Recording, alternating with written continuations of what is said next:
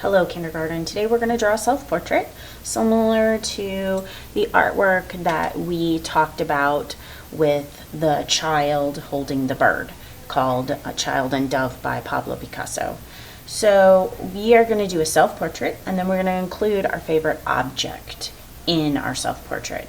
So you're going to get a large paper and I want you to turn it vertically, tall ways like this. This would be horizontal and that's not what we want. We want to turn it this way to be vertical. And then you're going to need to write your name. And under your name, the day you have art, day A, B, or C. You're going to flip it over and I'm going to give you two shapes to trace around. I'm going to give you a rectangle. This is going to be your body. And I'm going to give you a circle for your head. So before you decide where to put these, you kind of want to put them where they're touching, the circle's touching the top of the rectangle, and make sure you have enough room for your arms, you have enough room down here for your legs. You don't really need a lot of room up by your head, so you could push this up, or I could push this up a little bit further and push the body up, and that would give me plenty of room for my arms and my legs and my object. So I'm going to remove the circle, keep the rectangle where it is, hold it with my hand so it doesn't move, and then I take my pencil, and the way that you trace around something is your pencil should always be touching the edge of that something that you're tracing. So I'm going to put my pencil right against the edge of the rectangle and draw on the paper. The whole time my pencil is touching the edge.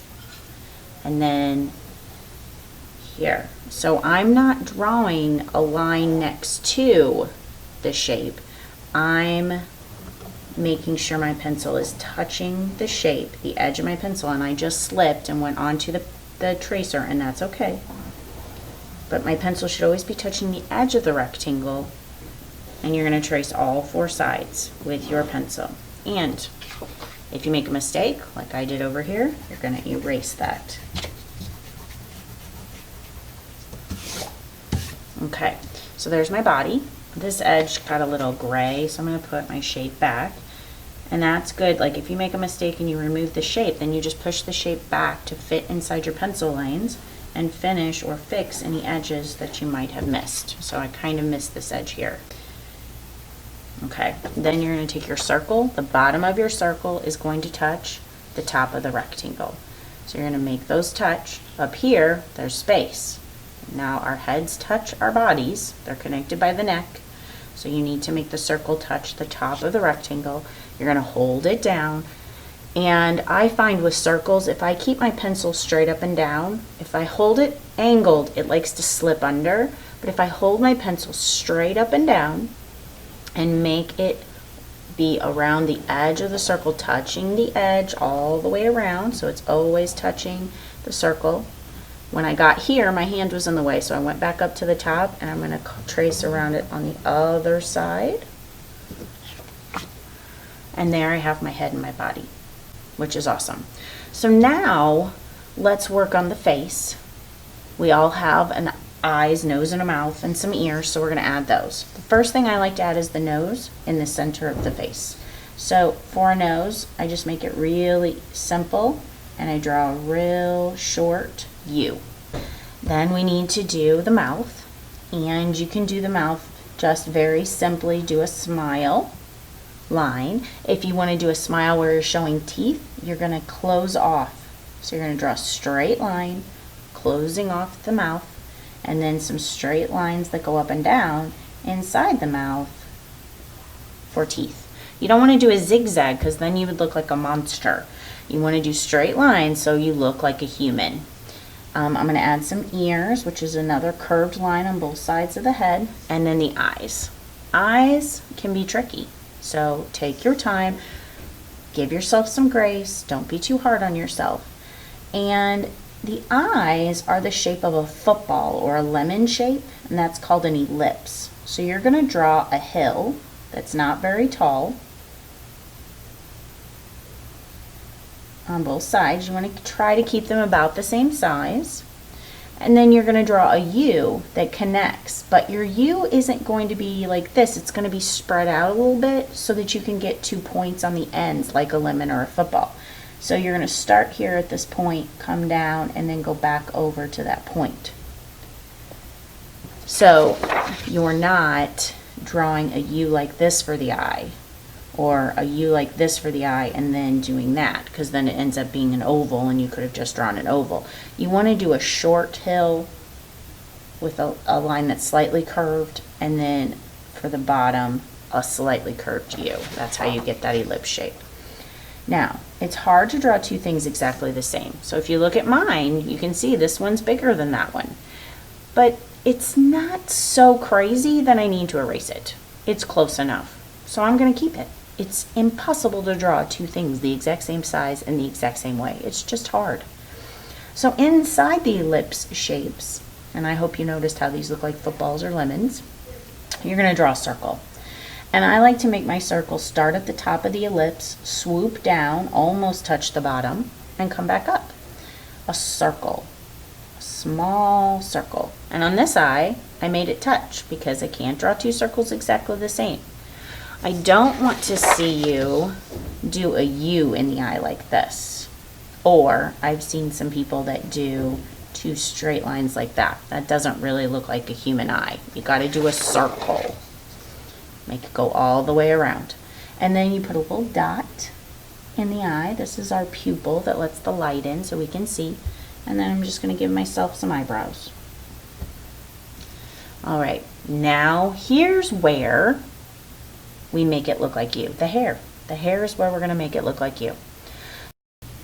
Okay, so we're going to start with super short hair. So if you have really, really short hair that kind of sticks up, we're going to draw that first. So we're going to start at one ear and draw a small zigzag line close to the circle around the top, and we'll end at the other ear. And that's what it looks like if you have super short hair. Let me show you some other ways to do your hair.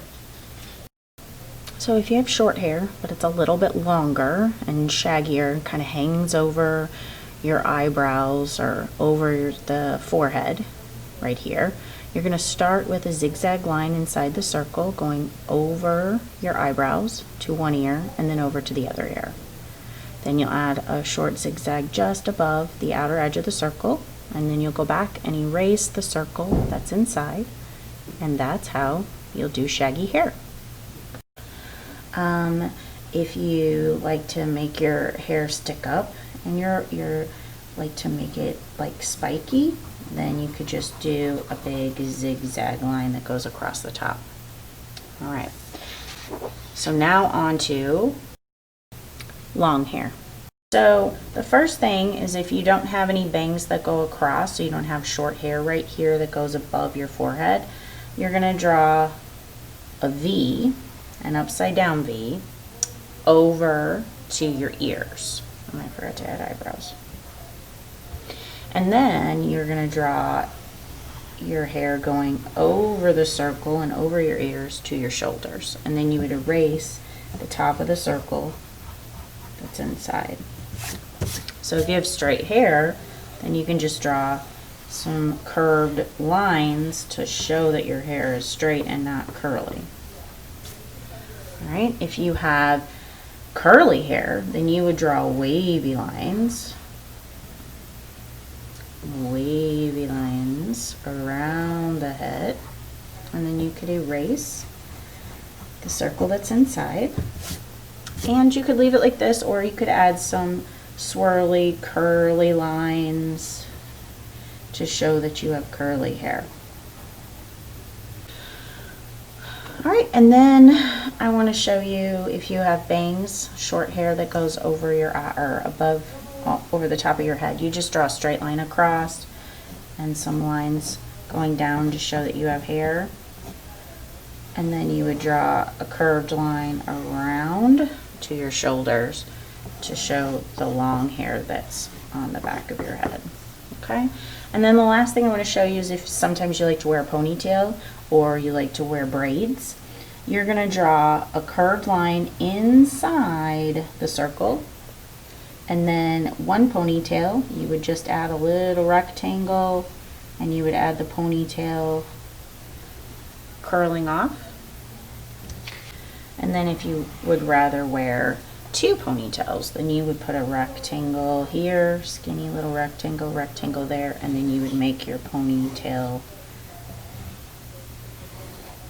hang down like that. And you can add some lines to show all the different pieces of your hair that gets pulled back and is inside the ponytail. Okay, so once you have your hair drawn on, then you're going to add your legs. And I just like to try to keep it simple. So I just draw 2 straight lines for the legs, and then a hill for the top of the feet, and then a straight line back to close off the feet. If you want to add something to your shirt, your favorite animal or some designs or stripes, or you can just keep it solid. I don't always wear a lot of patterns, so I usually keep my shirt solid. Now we need to add the arms. And the arms, you have to decide what you want to do. Do you want to just have the arms hanging down and put your favorite object sitting on the ground? That's perfectly okay. Do you want to add an arm down, hanging down, the other one up, holding your favorite object? Or would you like to hold your favorite object the way that the child in Picasso's painting did, where he held the bird up by his face? So if you just want your arms to hang down and put your favorite object here, then you're going to draw your arms hanging down and then add your hands. A short line for your thumb and 4 longer lines for your fingers. And then you're going to draw your favorite object down here. So let's say your favorite object is your pet. Maybe your pet cat is your favorite object, or your pet dog is your favorite thing. Then you would draw that down here. If your favorite object is a toy that you have, then you would draw that here. Or maybe your favorite object is your bike, or your roller skates, or something, or your baseball bat, or you like to play soccer, so your favorite object would be a soccer ball. You would just draw that down here however you want. Now I want to show you how to draw if you're going to hold it. So you would, instead of drawing your arm going down, you would make one arm go down, and then the other arm you would make bend, so like a V. And then you would draw your hand and then put your object in your hand. So maybe your favorite object is a piece of pizza. You love pizza. So then you would draw the object in your hand. Like that. I like pepperoni pizza, so I drew pepperoni pizza. Okay? But let's say you want it to look like the painting. You want to be holding something up by your face.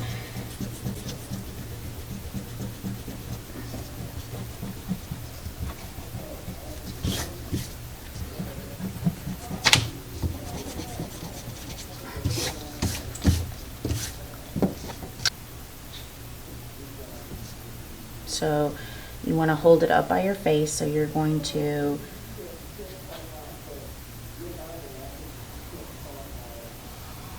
draw a V, this time making it a little bit closer to your face, and then your other arm is going to come over and come up close to where the top of your other arm did. And then what do you want to be holding in your hands? Let's draw your hands first. So thumb, fingers, and I'm going to draw a rubber ducky. So then I would draw the duck here up on my face, but then what's inside the duck has to be erased, so it's up by my face, and then there's the duck's eye and his beak. Okay, and you know what I like you to do with your drawings almost always is I like you to have it just the way you want it, And then I want you to take a Sharpie marker and trace your drawing very carefully, slowly with your Sharpie. If you go real fast with a Sharpie, it looks more gray than it does black. And you want to trace on top of your pencil lines so you don't have to do a lot of erasing. But if you miss your pencil line and you go off your pencil line a little bit, you can simply erase the pencil line that you missed, but you can't erase permanent marker, so you'll keep your permanent marker where it is. So I kind of changed my fingers a little bit here, so when I'm done tracing this area, I can go back with my eraser and erase those parts that I didn't trace quite perfectly. So now I can take my eraser and erase the fingers that I didn't trace.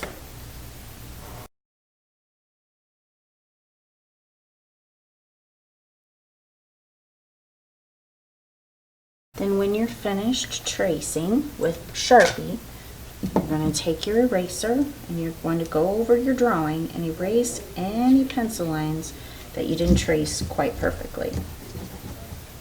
This step is important. A lot of students, they don't want to take this step, but it does clean it up and make it look much nicer. So you've got to press hard without ripping the paper and do short strokes with your eraser. If you try to go like this with your eraser, it doesn't work as much as if you go back and forth in small areas.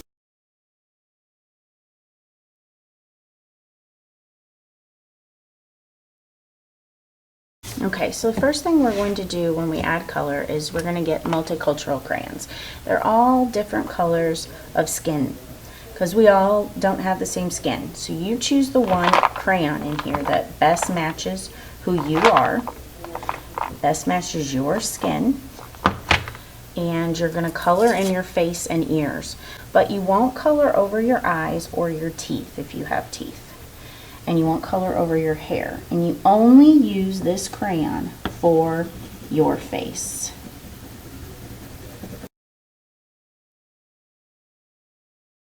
So the reason that we use skin color for the face and nowhere else is we want us to look like we have clothes on. So if I use the skin color to color in the body, it will look like I didn't have a shirt on. So I'm done with these crayons once I've colored in the face and the ears. Alright, so now that we have our face colored in, you get to choose what art media you want to use. Crayon, markers, or color pencils. And I want to show you how to neatly color with each of these drawing medias. With crayon, you're going to pick a color for your shirt, and this is going to probably be the largest area that you have to color in. So pick a color you really like. And when you color, you want to stay within the rectangle and you want to color in the same direction. So I'm coloring up and down. Try not to color up and down and side to side and try to color in this big space really fast because it just looks scribbly when you do that. If you take your time and work in small spaces within this large shape and just focus on one row of color at a time, you can fill it in more solid and quicker doing it this way. Now, this long, big rectangle is going to make your hand get tired. So when your hand starts to hurt or get tired, give it a little bit of a break, stretch it out, and then go back to filling it in. But when you're coloring with crayon, I want you to take your time and fill it in neatly and not scribbly like this. So you can't come to me with all these little white areas poking through and say I'm done. You're going to take your time and fill in all those little white areas. Now, right up along the edge here, I kind of missed because I was going up and down. So then I can change the direction of the way I'm coloring. So instead of coloring up and down, I'm going to color side to side to fill in this top edge of the rectangle. And then I'm going to continue to fill this in all the way. Carefully, solid, no white paper poking through. So now I'm changing the direction that I'm coloring along the edge of the rectangle, and I'm going back and filling in any white. So you can see that took me a little bit of time, and your hand's gonna get tired, so take a deep breath. So now I need to color in the feet, the circle in the eye, my object, and my hair. But that's how I want you to color in with crayon, nice and neat. So now I'm gonna show you how to color neatly with marker. Once you have your face colored in, if you want to use marker, you're going to choose a color for the body. I'm going to choose this pink color. And when you look at the marker's point is called a chisel tip. It's diagonal. And the reason that it's diagonal is that you can use this diagonal part to color thick lines, or you can turn it and use the tippy point of it to color thin lines. So this is using the tip point for a thin line. This is using the diagonal for a thick line. So you're going to take your time, and just like with crayon, you're going to color in the same direction. Now, this is a large area to color in with marker, so your marker might get tired before you're done coloring. And with crayon, I wanted you to keep it in small sections, but with marker, you could just kind of go along with long lines using that chisel tip diagonal edge. Now, if you're not sure how to use that tip, you can practice using just the skinny point. But the problem with using the skinny point is it's going to take you much longer to color in. If you use the diagonal, you can fill that space in faster. And I want it a nice solid color. So don't leave any white poking through. Fill it in all the way. And if you have little white spaces, go back and color those in. Try not to color up and down and side to side and diagonal and curly, because that's going to be harder on the marker, and it's going to be harder to fill this in a nice solid color. So again, along the top of my rectangle, I'm going to turn. I was coloring up and down. Now I'm going to turn and go side to fill in that white space. And now I have this small area down here. I'll just turn it around. Then bottom, I'll turn and color the opposite direction I was coloring to fill in those white spaces. And you can see my scribbly area underneath my neatly drawn or colored in part of my person. So you definitely with marker want to color in the same direction. So once you have your body colored in with marker, you're going to choose a color for your hair, color for the circles in the eyes, and a color for your object and your feet. And the final drawing media that you can choose from today is colored pencil. So remember, with colored pencil, you're going to need a sharpener on a stick. You're going to need a paper towel. And you're going to need your colored pencils. You're going to choose a color for the shirt. Now this is a really big area, and remember, with colored pencil, it's just a small point. So when you use colored pencil, this is going to take you a while. You have to be very patient. You're going to probably have to sharpen your colored pencil quite a few times. But if colored pencil is something you really, really want to try, I don't want to discourage you. But you need to know it's going to take you a little bit of time. So this little tip, coloring in this large rectangle, is going to take some time. So this is only for those who are patient. So I've got a really good colored pencil right now. The tip hasn't broke, so I was able to color all the way across my rectangle. Sometimes the colored pencil tips like to break quite a few times. Like, even if you don't really press hard, they just break easily.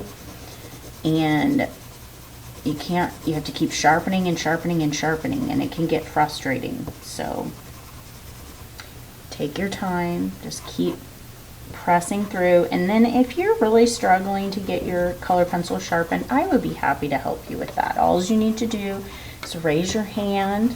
Mrs. Jackson, I need some help. I can't keep this pencil sharp. It keeps breaking on me. And then I would be happy to come over and help you get that sharpened and ready to use. So you can see this is taking me quite a while, and my hand, whoo, it's getting tired. Need to give it a break, shake it out, and then go back at it. And I'm coloring in the same direction, just like I did with crayon. In some areas I color the opposite direction to fill in, so like around the heart I'm kind of coloring a different direction, then I go back to my up and down. I seem to prefer to color things up and down instead of side to side. You might prefer to do it side to side. All right. So I'm going to keep coloring this, and I'll bring you back when I am finished with the whole rectangle. Okay, so I'm almost done, but I need to sharpen my pencil. I've been very lucky this pencil hasn't broke. So I just want to remind you how to sharpen your pencil. Remember, the sharpener has a large hole and a small hole, and you have a paper towel. And the paper towel is for you to sharpen over. So you use the small hole, push your colored pencil in, push and twist. You've got to push and twist at the same time, and then let the shavings fall onto the paper towel, not onto the table or the floor.